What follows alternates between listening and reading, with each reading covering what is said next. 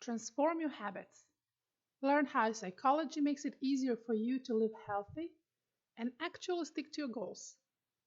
Book written by James Clear. Transform Your Habits, second edition. From James Clear. I wrote Transform Your Habits to create a free guide that would help people like you make progress in health, business, and life. You're welcome to share it with anyone you think it would benefit. For more ideas on how to master your habits, improve your performance, and boost your mental and physical health, you can visit jamesclear.com or join my free newsletter at jamesclear.com/newsletter. 10 things this guy will teach you. 1. How to reverse your bad habits and stick to good ones. 2. The science of how your brain processes habits.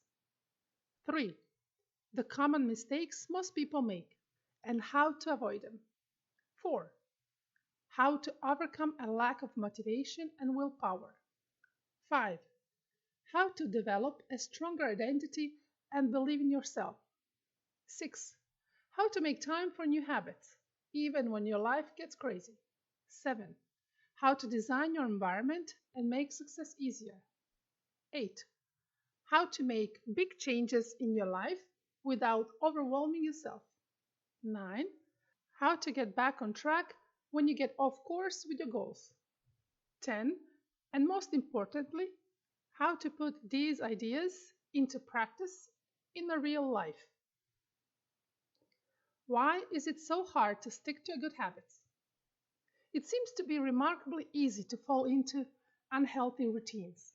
Eating junk food, watching TV instead of going to gym, showing up to a job you hate every day, biting your nails, smoking.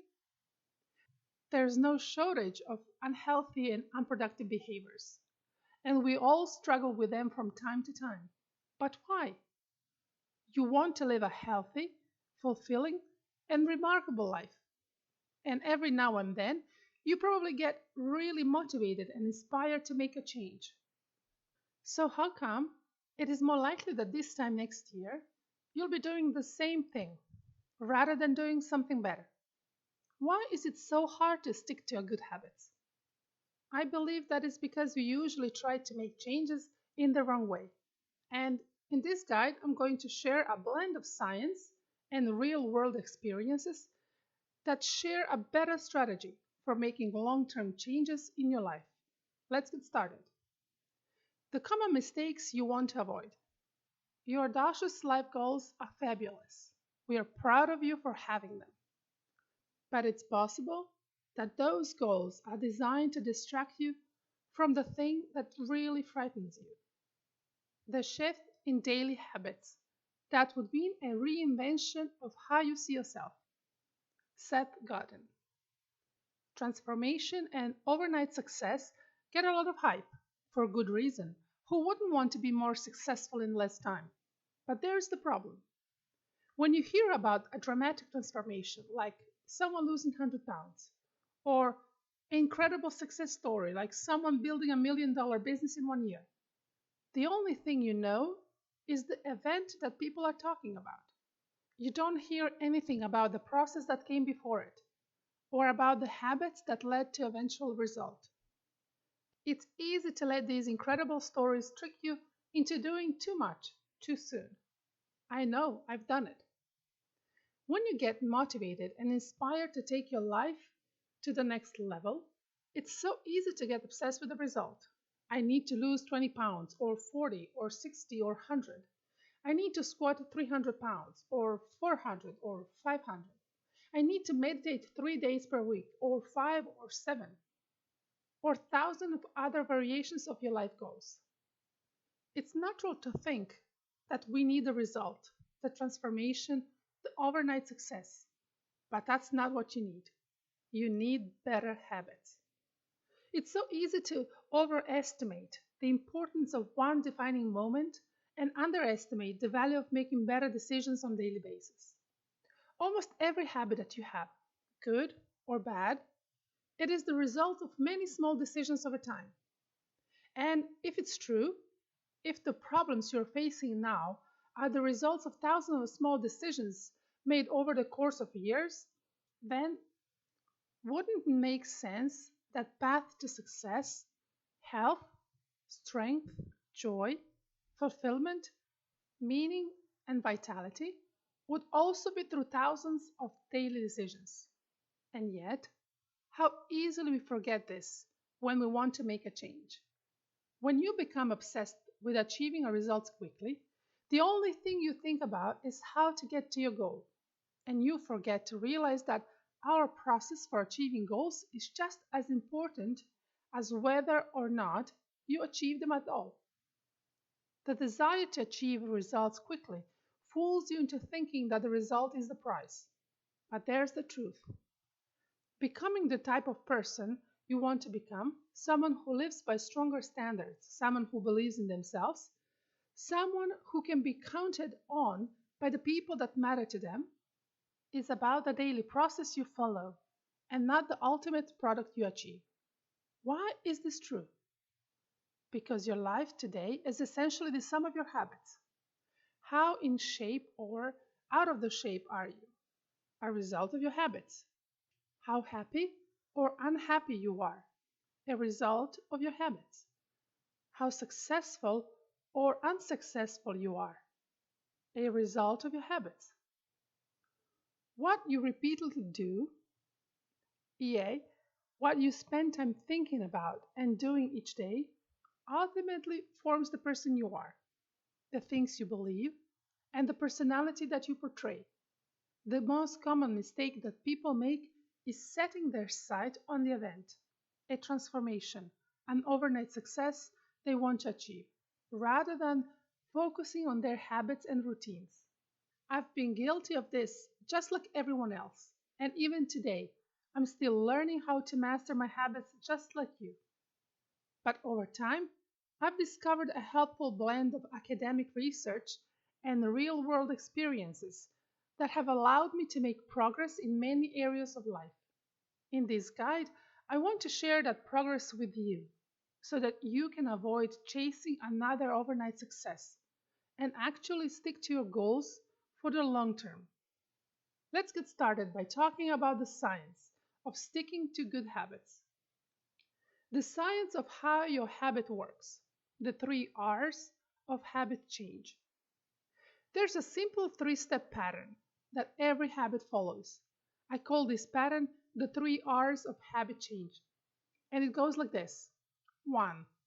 Reminder, the trigger that initiates the behavior. 2. Routine, the behavior itself, the action you take. 3. Reward, the benefit you gain from doing the behavior. This sequence has been proven over and over again by behavioral psychology researchers. I originally learned of this cycle from Stanford professor B.J. Fogg, and more recently, I read about it in Charles Duhigg's best-selling book, The Power of Habit. Duhigg's book refers to the 3-step as cue, routine, and reward. Regardless of how it's phrased, the point is that there is a lot of science behind the process of habit formation, and so we can be relatively confident that your habits follow the same cycle. Let me show you what the 3 R's look like in real life by applying the framework to a typical habit. In this case, answering a phone call. Step 1. Your phone rings. Reminder. This is the reminder that initiates the behavior. The ring acts as a trigger or cue to tell you to answer the phone. It is the prompt that starts the behavior. Step 2. You answer your phone. Routine. This is the actual behavior. When your phone rings, you have a habit to answering it. Step 3. You find out who is calling. The reward. The reward is the benefit gained from doing the behavior. In this case, the reward for completing the habit was satisfying your curiosity to find out why the other person was calling you. Result: if the reward is positive, then the cycle forms a positive feedback loop that tells your brain, next time the reminder happens, do the same thing. When the phone rings again, Answer it. Follow the same cycle enough times and you'll stop thinking about it. Your behavior will just become a habit. How can you use this structure to create new habits and actually stick to them? Here's how. Step 1. Use a current habit as a reminder for your new one. If you talk to your friends about starting a new habit, they might tell you that you need to exercise self-control or that you need to find a new dose of willpower. I disagree. Getting motivated and trying to remember to do a new behavior is the exact wrong way to go about it. If you think about it, it makes sense. Sometimes you feel motivated and sometimes you don't, right? So why would you want to rely on motivation, something that changes, to create a new habit, something that you want to be consistent? This is why the reminder, the trigger for your new behavior, is such a critical part of forming new habits. A good reminder makes it easier for you to start your habit by encoding your new behavior in something that you already do, rather than relying on getting motivated. For example, I created a new habit of flossing each day by always doing it after brushing my teeth. The act of brushing my teeth was something that I already did, and it acted as a trigger or cue to do my new behavior. To make things even easier and prevent myself from having to remember to floss, I brought a ball, placed it next to my toothbrush, and put a handful of pre-made flossers in it. Now I see the floss every time I reach for my toothbrush. Setting up a visible reminder and linking my new habit with a current behavior made it much easier to change. No need to be motivated. No need to remember. How to choose your reminder. It doesn't matter if it's working out or eating healthy or creating art. You can't expect yourself to magically stick to a new habit without setting up a system that makes it easier to start. And for that reason, picking the correct reminder for your new habit is the first step to making change easier. The reminder that you choose to initiate your new behavior is specific to your life and the habit that you're trying to create. The best way is to discover a good reminder for your new habit is to write down 2 lists. In the first list, write down the things that you do each day without fail. For example, get in the shower, put your shoes on, brush your teeth, flush the toilet, sit down for dinner, turn the lights off, get into bed. You'll often find that many of these items are daily healthy habits like washing your face, drinking morning tea, brushing your teeth, and so on. These actions can act as reminders for new healthy habits.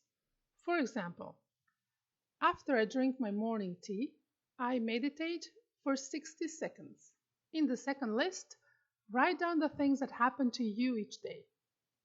You stop at a red light, you get a text message, a commercial comes on TV, a song ends, the sun sets.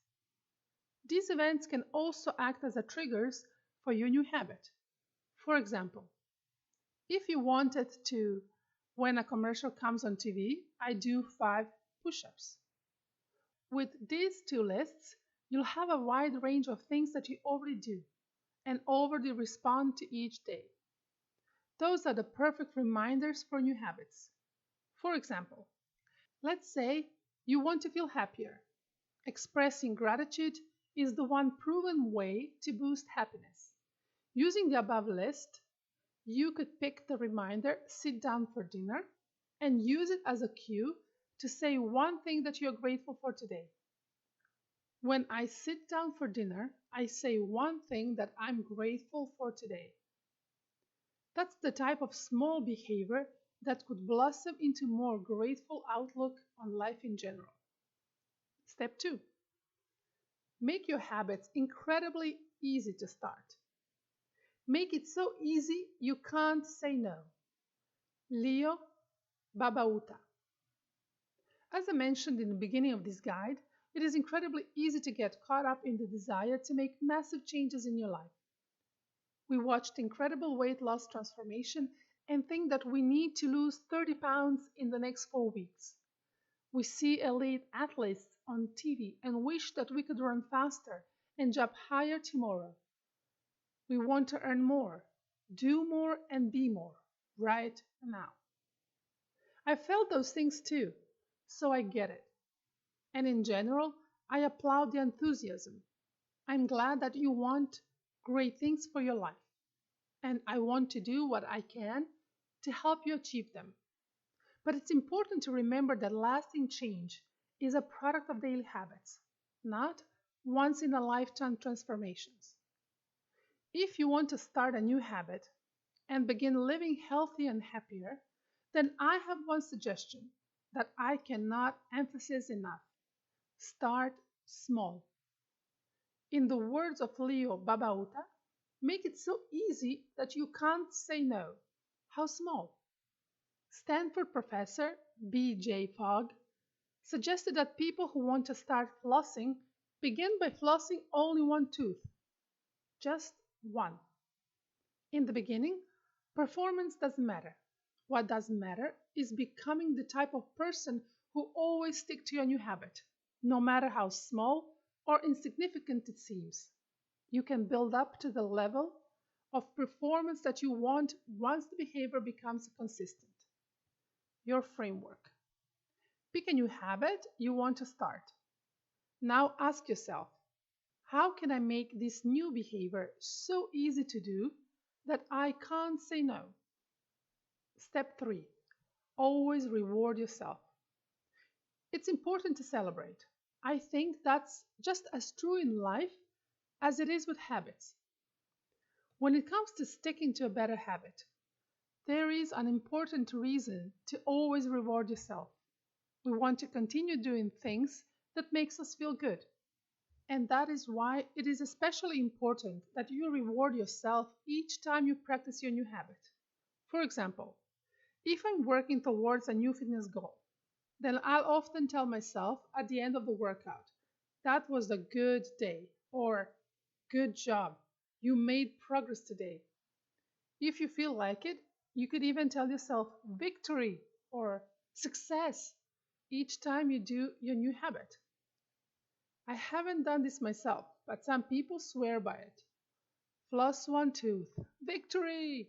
Eat a healthy meal, success! Do 5 push ups, good work! Rewarding yourself with positive self talk can take some getting used to it if you're not someone who typically does it. But even if it sounds silly, research has proven that the reward is an important part of the habit process. Give yourself some credit and enjoy each small success. Related note, make sure that the habits you are trying to build are actually important to you. It's tough to find a reward in something when you're only doing it because you think other people expect it or would approve of it. It's your life, so make sure you're spending your time on things that are important to you. Now that we have covered the science of habit formation, let's talk about how to use it in real life. Identity-based habits. How to actually stick to your goals for the long term. We've covered the science of habit formation. But in the real world, there is often a difference between theory and practice. Whenever I write, I do my best to not merely share ideas backed by science, but also to highlight real-world lessons that would make it easier for you to put those ideas into practice. This is especially important when it comes to building better habits. We all want to become better people, stronger and healthier, more creative and more skilled, a better friend or family member. But even if we get really inspired and start doing something better, it's tough to actually stick to new behaviors. It's more likely that this time next year you'll be doing the same thing than performing a new habit with ease. Luckily, you can use a strategy that I called identity-based habits to make change easier and stick to your goals over the long term. Here's how it works. What remembering names can teach you about habits. My girlfriend is great at remembering people's names. Recently, she told me a story that happened when she was in high school. She went to a large high school and it was the first day of class. Many of the students had never met before that day. The teacher went around the room and asked each person to introduce themselves. At the end, the teacher asked if anyone could remember everyone's name. My girlfriend raised her hand and proceeded to go around the room and accurately name all 30 or so people. The rest of the room was stunned. The guy next to her looked over and said, "I couldn't even remember your name." She said that moment was a affirming experience for her. After that happened, she felt like, I'm the type of person who is good at remembering people's names. Even today, she's great at remembering the names of everyone we come across. Here's what I've learned from that story. In order to believe in a new identity, we have to prove it to ourselves. Identity-based habits. How to build lasting habits. The key to building lasting habits is focusing on creating a new identity first. Your current habits are simply a reflection of your current identity. What you do now is a mirror image of the type of person you believe that you are, either consciously or subconsciously. To change your behavior for good, you need to start believing new things about yourself. Imagine how we typically set goals. We might start by saying, I want to lose weight, or I want to get stronger. If you're lucky, someone might say, that's great, but you should be more specific. So then you say, I want to lose 20 pounds, or I want to squat 300 pounds. These goals are centered around our performance or our appearance. Performance and appearance goals are great, but they aren't the same as habits. If you're already doing a behavior, then these types of goals can help you drive you forward. But if you are trying to start a new behavior, then I think it would be far better to start with identity-based goal. The interior of behavior change and building better habits is your identity. Each action you perform is driven by the fundamental belief that it is possible. So, if you change your identity, the type of person that you believe that you are, then it's easier to change your actions. The reason why it's so hard to stick to a new habit is that we often try to achieve a performance or appearance-based goals without changing our identity. Most of the time, we try to achieve results before proving to ourselves that we have the identity of the type of the person we want to become. It should be the other way around. The recipe for sustained success. Changing your beliefs isn't nearly as hard as you might think. There are 2 steps. 1. Decide the type of the person you want to be. And 2. Prove it to yourself with small wins.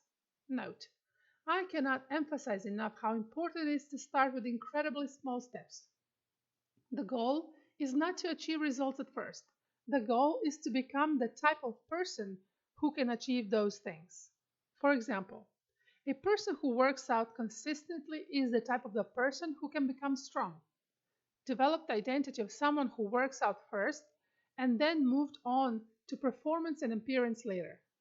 Start small and trust that the results will come as you develop a new identity. On the next page, you'll find 5 examples of how you can use identity-based habits in real life. Example 1. Want to lose weight? Identity. Become the type of person who moves more every day. Small win. Buy a pedometer. Walk 50 steps when you get home from work. Tomorrow, walk 100 steps. The day after that, 150 steps. If you do this 5 days per week and add 50 steps each day, then by the end of the year, you'll be walking over 10,000 steps per day. Example 2. Want to become a better writer? Identity. Become the type of a person who writes 1,000 words per day. Small win. Write 1 paragraph each day this week. Example 3. Want to become strong? Identity. Become the type of person who never misses a workout. Small win. Do push-ups every Monday, Wednesday, and Friday. Example 4. Want to be a better friend? Identity. Become a type of person who always stays in touch. Small win. Call one friend every Saturday. If you repeat the same people every 3 months, you'll stay close with 12 old friends throughout the year. Example 5. Want to be taken seriously at work? Identity. Become the type of person who is always on time. Small win. Schedule meetings with an additional 15 minutes gap between them so that you can go from meeting to meeting and always show up early. What is your identity? In my experience, when you want to become better at something, proving your identity to yourself is far more important than getting amazing results. This is especially true at first. If you want to get motivated and inspired, then feel free to watch a YouTube video, listen to your favorite song, or try P90X. But don't be surprised if you burn out after a week. You can't rely on being motivated to make lasting changes in your life. You have to become the type of person you want to be, and that starts with proving your new identity to yourself. If you're looking to make a change, then I say stop worrying about results and start worrying about your identity. Become the type of person who can achieve the things you want to achieve. Build the new habits now. The results can come later. Combining strategy for maximum success. Identity based habits offer a framework through which to view your goals. The 3 R's of habit change provide a plan for achieving your new identity. Combining both of these ideas can make change easier for you overall. In other words, identity based habits keep you focused on the right things, like starting small, building your identity, and not worrying about results. Meanwhile, the 3 R's of habit change make sure that you do things in the right way, like linking your new habit to a current behavior and rewarding yourself for a job well done. The best way to start new habit. If you are serious about doing things better than you are now, in other words, if you are serious about sticking to a good habit, then you have to start small. Imagine a typical habit, good or bad, brushing your teeth, putting your seatbelt on, biting your nails. These actions are small enough that you don't even think about them. You simply do them automatically. There are tiny actions that become consistent patterns. Wouldn't it make sense that if we wanted to form a new habit, the best way to start would be to make tiny changes that our brain could quickly learn and automatically repeat? What if you started thinking about your new goal, not as big, audacious things that you can only achieve when the time is right, or when you have better resources, or when you finally catch the big break, but instead as tiny, daily behaviors that are repeated until success becomes inevitable? What if losing 50 pounds wasn't dependent on a research discovering the perfect diet, or you finding a superhuman dose of willpower that hinged on a series of tiny habits that you could always control? Habits like walking for 20 minutes per day, drinking 8 glasses of water per day, eating 2 meals instead of 3. Too often we get obsessed with making life changing transformations. I believe you would make more progress by focusing on lifestyle behaviors. Losing 50 pounds would be life changing. Drinking 8 glasses of water per day is a new type of lifestyle. Publishing your first book would be life changing. Emailing a new book agent each day is a type of lifestyle. Running a marathon would be life changing. Running 3 days per week is a new type of lifestyle. Earning an extra $20,000 each year would be life changing. Working an extra 5 hours per week as a freelancer is a new type of lifestyle. Squatting 100 more pounds would be life changing. Squatting 3 days per week is a new type of lifestyle. Do you see the difference? I think the following quote from B.J. Fogg, a professor from Stanford University, sums this idea up nicely. If you plant the right seed in the right spot, it will grow without further coaxing. I believe this is the best metaphor for creating habits. The right seed is the tiny behavior that you choose. The right spot is the sequencing what it comes after. The coaxing part is amping up motivation, which I think has nothing to do with creating habits. In fact, focusing on motivation as the key to habits is exactly wrong. Let me be more explicit. If you pick the right small behavior and sequence it right, then you won't have to motivate yourself to have it grow. It will just happen naturally, like a good seed planted in a good spot. BJ Fogg. How great is that? The typical approach is to dive into the deep end as soon as you get a dose of motivation, only to fail quickly and wish you had more willpower as your new habit drowns. The new approach is to wade into the shallow water, slowly going deeper until you reach the point where you can swim whether you're motivated or not. Daily habits, tiny routines that are repeatable, are what make big dreams a reality. Dream big, but start small. How to fit a new habit into your life.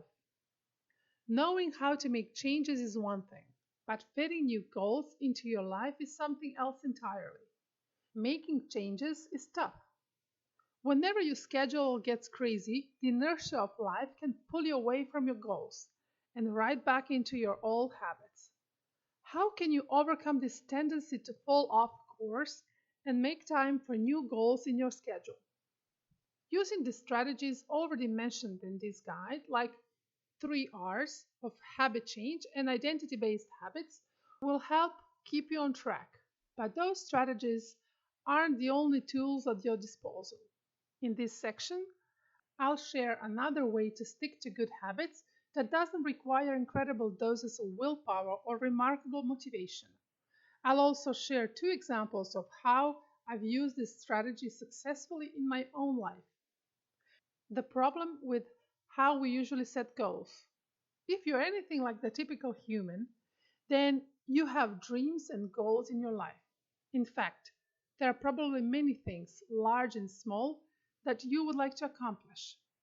That's great, but there is one common mistake we often make when it comes to setting goals. I know I've committed this error many times myself. The problem is this: we set a deadline, but not a schedule. We focus on the end goal we want to achieve and the deadline we want to do it by. We say things like, I want to lose 20 pounds by the summer, or I want to add 50 pounds to my bench press in the next 12 weeks. The problem with this strategy is that if we don't achieve the arbitrary timeline that we have set in the beginning, then we feel like a failure, even if we are better off than when we were at the start. The end result, sadly, is that we often give up if we don't reach our goal by the initial deadline. Here's the good news: there is a better way, and it's simple. The power of setting a schedule, not a deadline. In my experience, a better way to approach your goals and build good habits is to set a schedule to operate by, rather than a deadline to perform by. Instead of giving yourself a deadline to accomplish a particular goal by, and then feeling like a failure if you don't achieve it, you should choose a goal that is important to you and then set a schedule to work towards it consistently. That might not sound like a big shift, but it is. The idea in practice. Most of the time, I try to be a practitioner of my ideas and not just someone who shares their opinion. So, allow me to explain this strategy by using 2 real examples from my own life. Example 1: writing. I publish a new article every Monday and Thursday. Since my first article on November 12, 2012, I've been delivering 2 articles per week, every week. Sometimes the article is shorter than expected, sometimes it's not as compelling as I had hoped, and sometimes it's not as useful as it could be.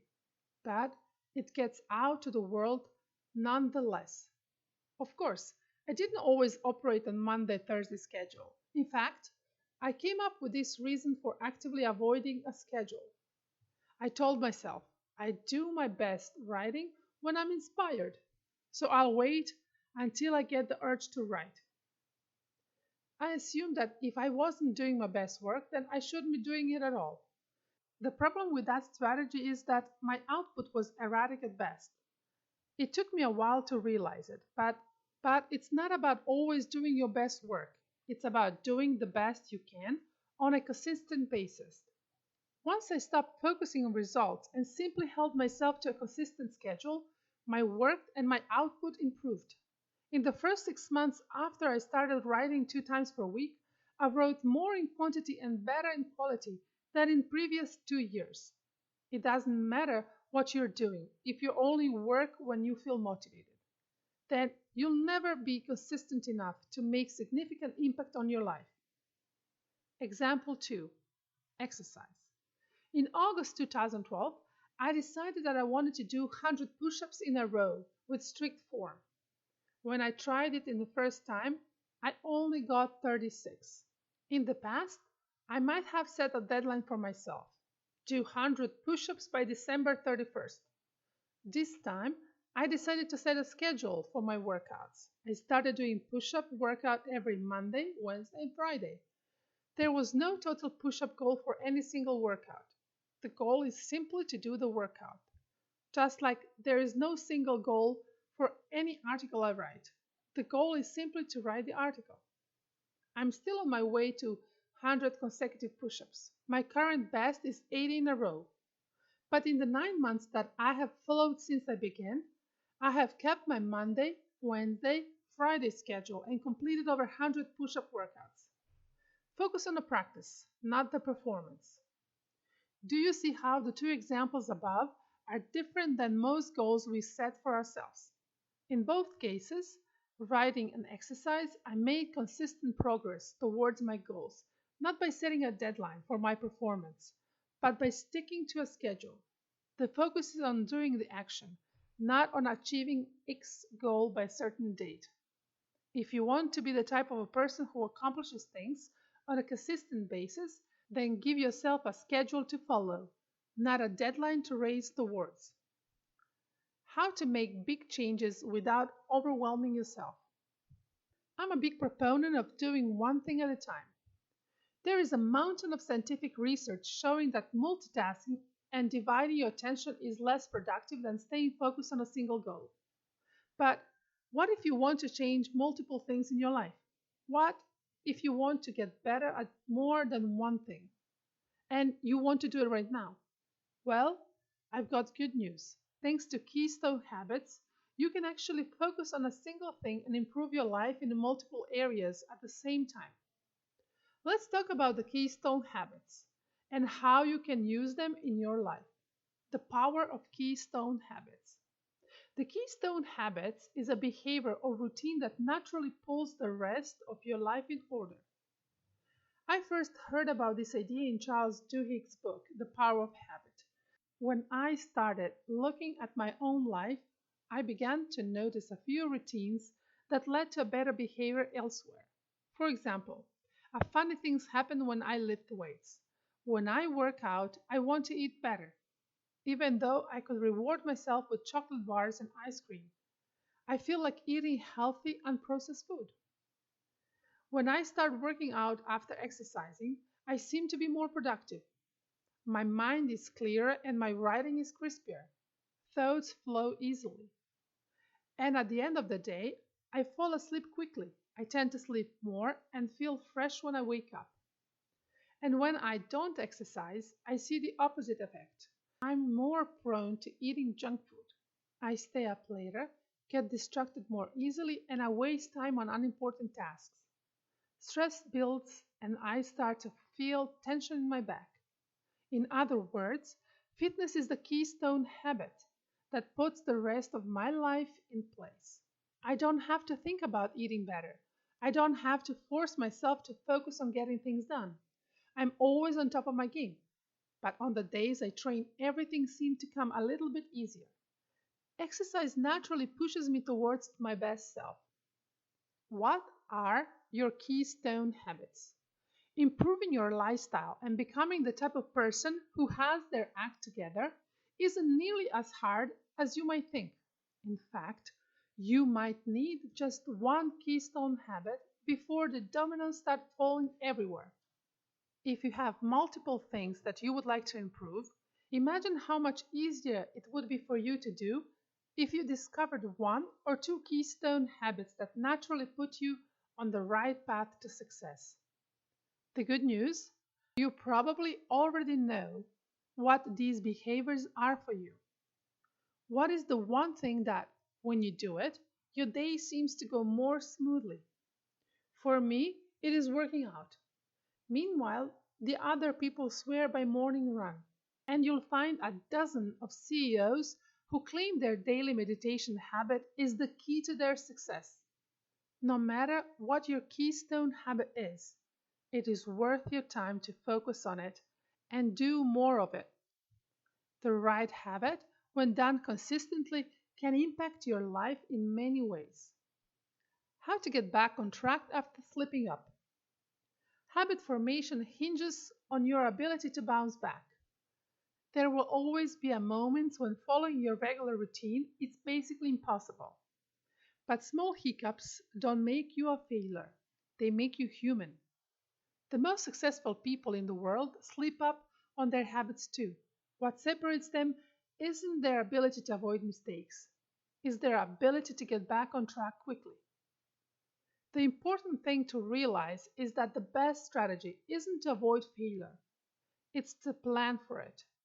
Using the 4 strategies below, you can plan for chaos and develop a strategy for getting back on track before you get off course. 1. Put your habits on your calendar. Claiming that you want to accomplish vague goals, I want to eat healthier, doesn't give your mind a clear schedule to operate by.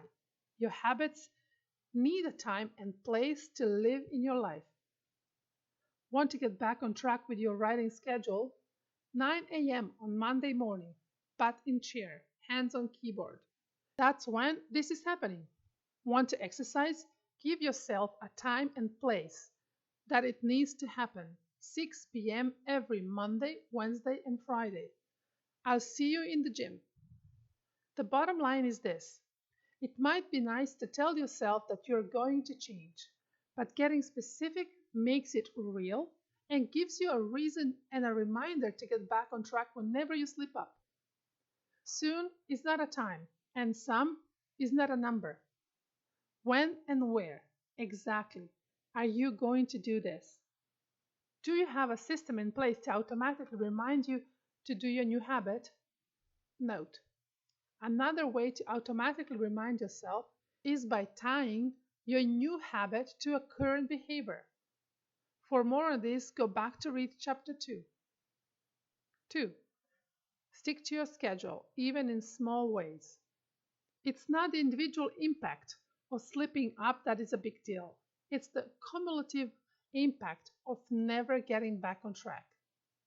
If you miss one workout, you won't suddenly be out of the shape, but missing 3 weeks will make a difference.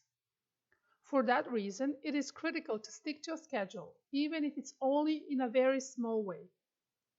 Don't have enough time to do a full workout? Just squat. Don't have enough time to write an article? Write a paragraph. Don't have enough time to do yoga? Take 10 seconds to breathe. Don't have enough time to go on vacation? Give yourself a mini break and drive to your neighboring town. Find a way to stick to a schedule, no matter how small it is. Here is another example. Let's say you woke up today with the intention of running 3 miles this morning. During the day, your schedule got crazy and time started to get away from you. When you look up at the clock, you only have 20 minutes to work out. At this point, you have 2 options.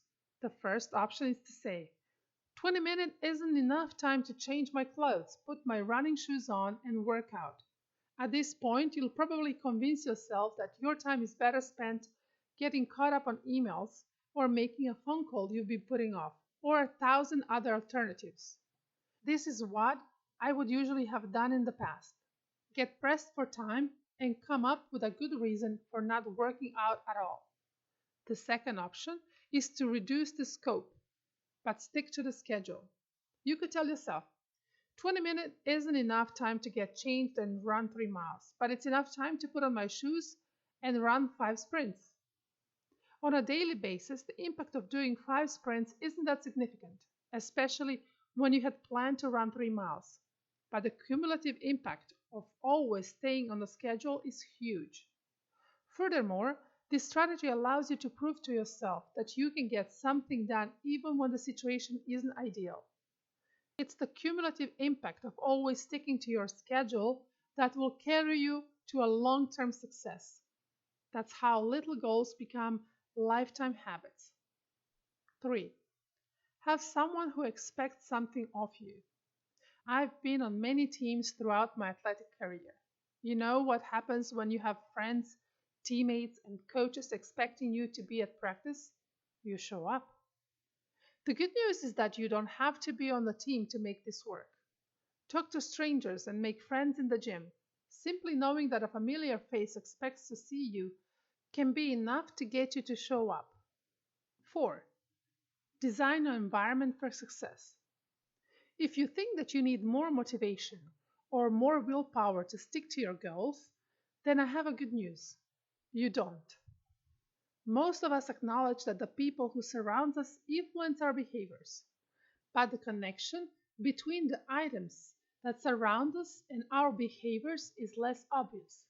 The truth is that the signs you read, the things that are on your desk, at work, the pictures hanging on your wall at home, are all pieces of your environment that can trigger you to take different actions, regardless of how motivated you feel. When I wanted to start flossing consistently, one of the most useful changes I made was taking the floss out of the drawer and keeping it next to my toothbrush on the counter. It sounds like a silly thing to focus on, but the visual cue of seeing the floss every time I brushed my teeth meant that I didn't have to remember to pull it out of the drawer. With this simple environment change, I made it easy to do the new habit. I didn't need to move the willpower or motivation to do it. Develop a plan for bouncing back. Change can be hard. In the beginning, your healthy habits might take 2 steps forward and 1 step back. Anticipating those backward steps and developing a plan for getting back on track quickly can make all the difference in the world. How to break a bad habit and replace it with a good one. We've covered a lot of information on how to build good habits, but what about breaking bad ones? Bad habits interrupt your life and prevent you from accomplishing your goals. They jeopardize your health, both mentally and physically, and they waste your time and energy. So why do we still do them? And most importantly, is there anything you can do about it? How can you delete your bad behaviors and stick to good ones instead? I certainly don't have all the answers, but keep reading and I'll share what I've learned about how to break a bad habit. What causes bad habits? Most of your bad habits are caused by 2 things: stress and boredom. Most of the time, bad habits are simply a way of dealing with stress and boredom. Everything from biting your nails to overspending on a shopping spree to drinking every weekend to wasting time on internet can be simple response to stress and boredom. But it doesn't have to be that way. You can teach yourself new and healthy ways to deal with stress and boredom, which you can then substitute in place of your bad habits. Of course, sometimes the stress or boredom that is on the surface is actually caused by deeper issues. These issues can be tough to think about, but if you're serious about making changes, then you have to be honest with yourself. Are these certain beliefs or reasons that are behind the bad habits? Is there something deeper, a fear, an event, or a limiting belief that is causing you to hold on to something that is bad for you? Recognizing the causes of your bad habits is crucial to overcoming them. You don't eliminate a bad habit, you replace it. All the habits that you have right now, good or bad, are in your life for a reason. In some way, these behaviors provide a benefit to you, even if they are bad for you in other ways. Sometimes the benefit is biological, like it is with smoking or drugs. Sometimes it's emotional, like it is when you stay in a relationship that is bad for you. And in many cases, your bad habit is a simple way to cope with stress.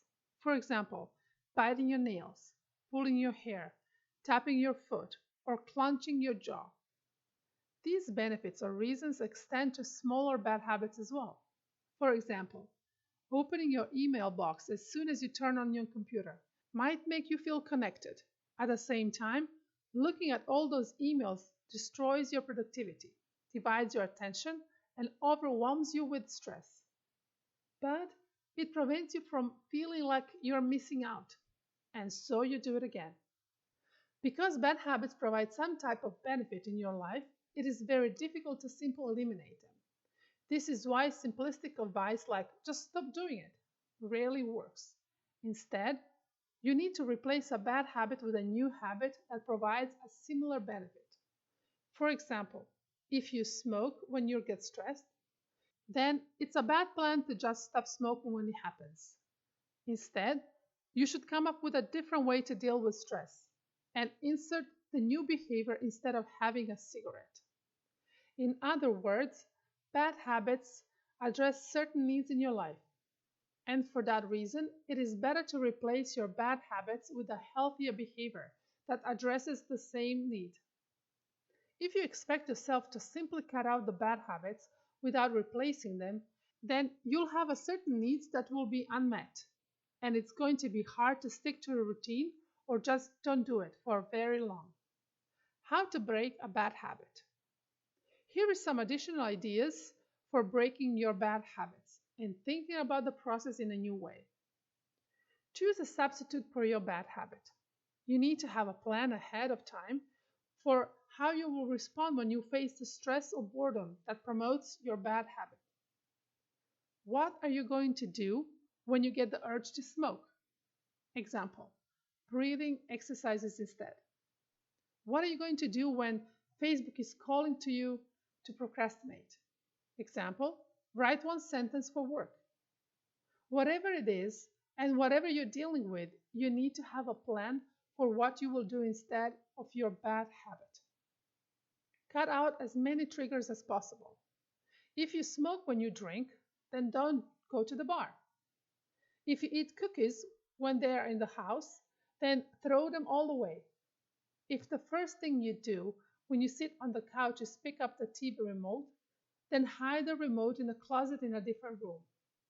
Make it easy on yourself to break a bad habit by avoiding the things that cause them. Right now, your environment makes your bad habit easier and good habits harder. Change your environment and you can change the outcome. Join forces with somebody. How often do you try to diet in private? Or maybe you quit smoking, but you kept it to yourself. That way, no one will see you fail, right? Instead, pair up with someone and quit together. The two of you can hold each other accountable and celebrate your victories together. Knowing that someone else expects you to do better is a powerful motivator. Visualize yourself succeeding. See yourself throwing away the cigarettes, or buying healthy food, or waking up early. Whatever the bad habit is that you are looking to break, visualize yourself crushing it, smiling and enjoying your success. See yourself building a new identity. You don't need to be someone else. You just need to return to old you. So often we think that to break our bad habits, we need to become an entirely new person. The truth is that you already have it in you to be someone without your bad habits. In fact, it is very unlikely that you had these bad habits all of your life. You don't need to quit smoking. You just need to return to being a non-smoker. You don't need to transform into a healthy person. You just need to return to being healthy. Even if it was years ago, you have already lived without this bad habit, which means you can most definitely do it again. Use the word but to overcome negative self-talk. One thing about battling the bad habits is that it's easy to judge yourself for not acting better. Every time you slip up or make a mistake, it's easy to tell yourself how much you suck. Whenever that happens, finish the sentence with but. I'm fat and out of shape, but I could be in shape in a few months from now. I'm stupid and nobody respects me, but I'm working to develop a valuable skill. I'm a failure, but everybody fails sometimes. Plan for failure. We all slip up every now and then. As my main man Steve Camp says, when you screw up, skip a workout, eat bad foods, or sleep in, it doesn't make you a bad person. It makes you human. Welcome to the club. So rather than beating yourself up over a mistake, plan for it. We all get off track. What separates top performers from everyone else is that they get back on track very quickly, taking the first step to breaking bad habits. It's easy to get caught up in how you feel about your bad habits. You can make yourself feel guilty or spend your time dreaming about how you wish things were. But these thoughts take you away from what actually is happening. Instead, it is awareness that will show you how to actually make change. When does your bad habit actually happen? How many times do you do it each day? Where are you? Who are you with? What triggers the behavior and causes you to start? Simply tracking these issues will make you more aware of the behavior and give you dozens of ideas to stop it. Here's a simple way to start.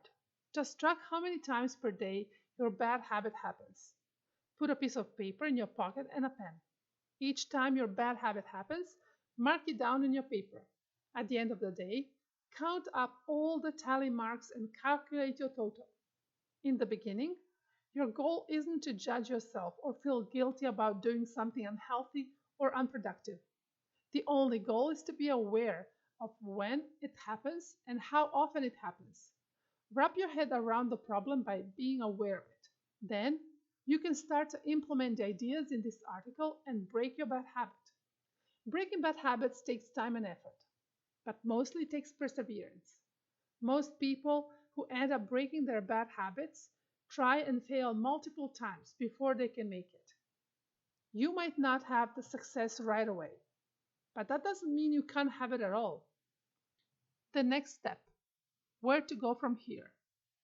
We've covered a lot of ground in this guide. We talked about the science of habit formation and the three-step process that governs all habits. We talked about how to set up your new habits for success by using reminders and rewards. We talked about focusing on your identity first and leaving the performance and appearance-based goals for later. We talked about the power of setting a schedule and not holding yourself to a deadline. It is particularly useful when your life gets crazy because you can reduce the scope and stay on task. We talked about how to use keystone habits to make change throughout the entire life without getting overwhelmed. And we have covered 4 stages for bouncing back after getting off track, because we all slip up every now and then. With these ideas, you should be well equipped to make changes in your life and stick to healthier habits for the long term, which brings me to my final 2 points. 1. Knowledge is useless without action. You know what to do, now it's time to do it. If you have a goal that is important to you, then use these ideas to make it a reality. 2. Our community is here to support you. Each week, I write articles for a small community of people who are committed to getting better, living healthier, and making the world a better place.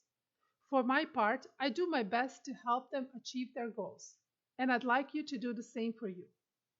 If you have questions, you can always contact me at jamesclear.com. I don't have it all figured out, but I'm doing my best to walk the slow march towards greatness with you. If there's anything I can do, please know that I'm here to help you however I can. Never settle. James Clear.